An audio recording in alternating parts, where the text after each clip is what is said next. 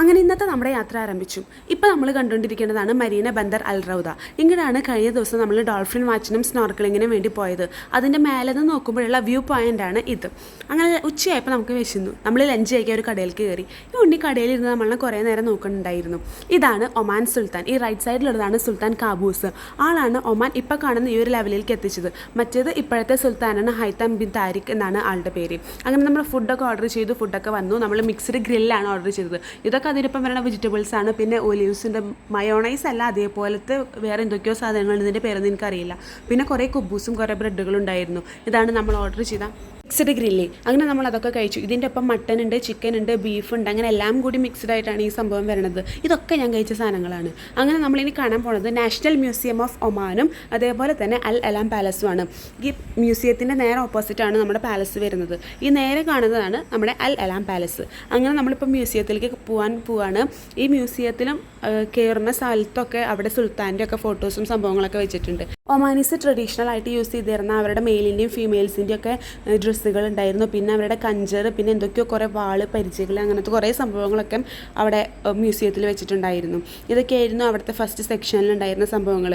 പിന്നെ അവരുടെ പഴയ കാലത്തെ ഉപയോഗിച്ചിരുന്ന പാത്രങ്ങൾ, വെള്ളം കുടിക്കാൻ ഉപയോഗിച്ചിരുന്നത് ഇങ്ങനത്തെ ഒരു പാത്രം. ഈ ഒരു പാത്രം ഞാൻ ശ്രദ്ധയിൽപ്പെട്ടു. ഇങ്ങനത്തെ ഒരെണ്ണം എൻ്റെ വീട്ടിലുണ്ടായിരുന്നു, വെളിച്ചെണ്ണയിലൊക്കെ സാധനങ്ങൾ വറുത്ത് കോരി എടുക്കാൻ വേണ്ടിയിട്ട്.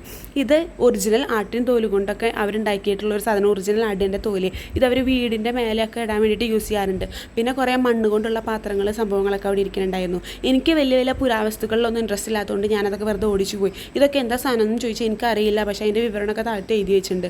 അങ്ങനെ കുറേ നല്ല ഭംഗിയുള്ള കാണാൻ കുറേ സാധനങ്ങളുണ്ടായിരുന്നു. പിന്നെ ചുവപ്പും കറുപ്പും വെള്ളയും കളറുള്ള കുറേ പരവതാനികളൊക്കെ ഉണ്ടായിരുന്നു. ഇതൊക്കെ എന്തിനാണെന്ന് ചോദിച്ചാൽ എനിക്കറിയില്ല, കാരണം ഞാൻ വായിച്ചു നോക്കിയില്ല.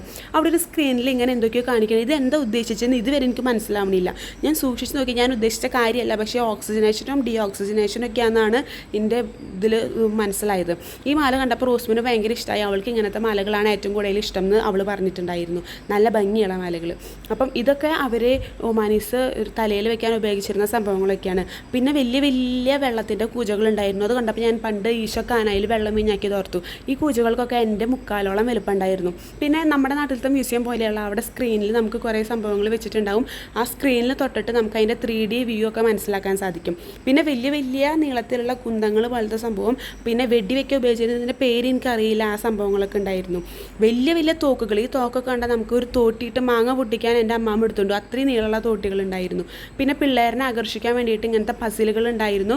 പിന്നെ നമുക്ക് നമ്മുടെ തന്നെ അവർ ഓൺ കഞ്ചാവ് നമുക്ക് ഡിസൈൻ ചെയ്യാൻ പറ്റും. അതിനുവേണ്ടി പിള്ളേർക്ക് വേണ്ടിയിട്ട് അവരവിടെ കളർ പെൻസിലും ഷീറ്റുകളൊക്കെ പ്രൊവൈഡ് ചെയ്യും. അതും ഞാൻ ഇവിടെ ശ്രദ്ധിച്ചൊരു കാര്യമാണ്. ഇതൊന്നും നമ്മുടെ നാട്ടിൽ ഞാൻ അങ്ങനെ കണ്ടിട്ടില്ല. പിന്നെ ഒമാനീസിൽ ഏതോ പണ്ട് കാലത്തെ മനുഷ്യന്മാരെ ഏതോ ഗോത്ര വിഭാഗമാണെന്നാണ് ഞാൻ വിശ്വസിക്കുന്നത്. അവരുടെ ഡ്രസ്സിങ് സ്റ്റൈലൊക്കെ വെച്ചിട്ടുണ്ടായിരുന്നു. ഈ താക്കോലിനൊക്കെ എൻ്റെ ഒരു കൈയിൻ്റെ നീളം ഉണ്ടായിരുന്നു. അടുത്ത സെക്ഷനിലേക്ക് നമ്മൾ പോയപ്പം അവിടുത്തെ ഭൂപ്രകൃതി സംഭവങ്ങളൊക്കെ ആയിരുന്നു കാണിച്ചിട്ടുണ്ടായിരുന്നത്. അതൊക്കെ നമ്മൾ കുറേ ഫോട്ടോസും വീഡിയോസൊക്കെ എടുത്തിട്ട് കണ്ടു. അടുത്ത സെക്ഷനിൽ അവിടുത്തെ വീടുകൾ അല്ലെങ്കിൽ അവിടുത്തെ പഴയ കാലത്തെ ബിൽഡിങ്ങുകൾ, ആ സംഭവങ്ങളൊക്കെയാണ് കാണിച്ചിട്ടുണ്ടായിരുന്നത്. അതൊക്കെ ഞാൻ വേഗം ഒഴിച്ചു വിടാണ്. പിന്നെ കല്ലുകൊണ്ടുണ്ടാക്കിയ വലിയ വലിയ വീടുകളൊക്കെ അതേപടി അങ്ങനെ തന്നെ അവിടെ വെച്ചിട്ടുണ്ടായിരുന്നു. ഈ സംഭവം എന്താണെന്ന് എനിക്ക് മനസ്സിലായില്ല. ഇതെന്താണെന്ന് എനിക്ക് അറിയില്ല.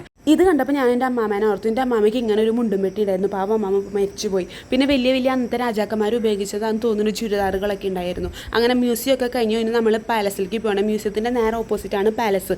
പാലസിൻ്റെ അകത്തേക്ക് നമുക്ക് എൻട്രി ഇല്ല, പക്ഷേ നമുക്ക് അവിടെ ഗേറ്റിൻ്റെ അവിടെ വരെ പോയി നിന്നിട്ട് ഫോട്ടോസ് എടുക്കാൻ പറ്റും.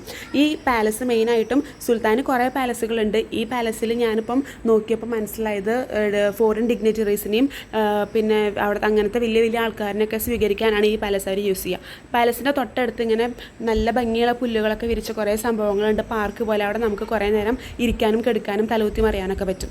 അത് കഴിഞ്ഞപ്പോൾ നമ്മൾ വേറൊരു സ്ഥലത്തേക്ക് പോയി. എൻ്റെ പേര് എനിക്കറിയില്ല. അവിടെ വെള്ളമൊക്കെ ഇങ്ങനെ ഡാൻസ് കളിക്കുന്നുണ്ടായിരുന്നു. അവിടെയൊക്കെ കുറേ നേരം ഇരുന്നു. അവിടുത്തെ ബെഞ്ചിലെ നമുക്ക് മൊബൈലൊക്കെ ചാർജ് ചെയ്യാൻ വയ്ക്കാൻ പറ്റും. സോളാർ യൂസ് ചെയ്തിട്ടുള്ള സംഭവം. അപ്പോൾ നമ്മൾ നമ്മുടെ മൊബൈലും സംഭവങ്ങളൊക്കെ അവിടെ കുറേ നേരം ചാർജ് ചെയ്തു.